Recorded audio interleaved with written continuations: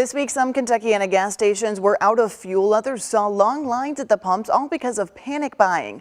But this isn't the first time we've seen panic at the pump. In tonight's WHAS 11 Vault, we're heading back to 1979, when the trucker strike led to chaos at convenience stores, interstate travel interrupted, and in some cases, even violence. The rush is on, apparently, in Louisville now.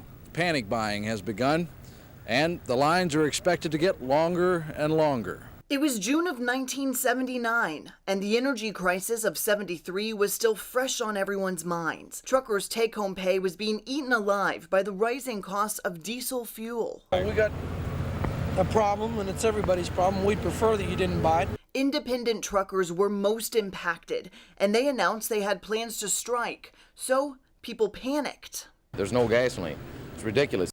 And headed toward the pumps. It's been a little difficult, so waited in line about 45 minutes last night and got to the pump and they ran out. And I had to come to Janetown. My husband said not to come home without gas. Truckers who worked for the big-name companies weren't facing the same fuel challenges, but some started striking in solidarity. Others joined in out of fear of what could happen if they were caught in their trucks. You fearful that you might get hurt out there on the road, somebody take a shot at you? That's right. I don't figure that a load of gas is worth my life or anybody else's life. Once the shutdown was officially underway, chaos quickly followed. Big rigs blocking interstates in southern Indiana and entrances to Louisville's fuel parks. The strikers simply parked their rigs on Southwestern Parkway near the Ashland entrance and asked other drivers not to enter the plant to pick up loads. You go in if you want, but I don't think you better.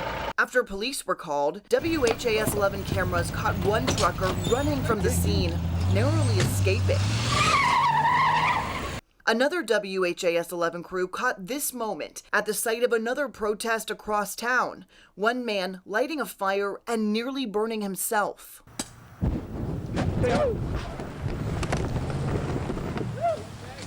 And then serious trouble at a truck stop in Clarksville, where truckers used their semis to block the diesel fuel pumps. An angry driver vandalizing a semi, and then a gunshot. A truck stop manager saw it all.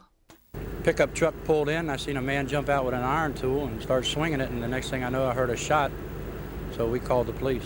No one was hit. We haven't been able to find a weapon at this time, but we had some witnesses to it. Meanwhile, the situation at the pumps was only getting worse. If you've been wondering why all of a sudden your neighborhood gas pump has suddenly run dry, it's because more than half of the gasoline normally delivered in the Louisville area, some 700,000 gallons, isn't being delivered. It's still in storage depots. During the shortage, gas station employees were forced to expand their responsibilities, becoming not only sellers of fuel, but controllers of chaos, as irate customers waited in line for hours. This is the third station I've been to. I think people are very much overreacting. And then it wasn't just panic at the pumps. It was panic about what wasn't being delivered. So Kentucky Governor Julian Carroll called in some help. I have authorized the Kentucky State Police to provide escorts for fuel vehicles. The protection was offered for truckers still driving during the shortage, but critics at the time said it made them into targets instead. After weeks of closed gas stations, long lines, and sporadic incidents of violence, the governor's decision to call in the National Guard would be what finally put it all to an end. Trucks that had not been coming into the Triangle Refinery suddenly were here. They've been here all day Saturday, and nearly 1 million gallons of gasoline have rolled out of here to points in Louisville and the rest of Kentucky. Days later, normalcy started to return to Louisville's streets. Most independent outlets, like this one, got a load of gas over the weekend, and for now are in good shape. And as Monday arrived, the 1979 trucker protests came to an end. Well, the 1979 oil crisis was nationwide and had serious consequences. Factory workers were laid off when factories couldn't get the supplies they needed. Farmers had crops rotting in their fields with no one to transport them to the market. Even the cross-country migration of the American people was halted as moving trucks refused to operate for fear of violence against them.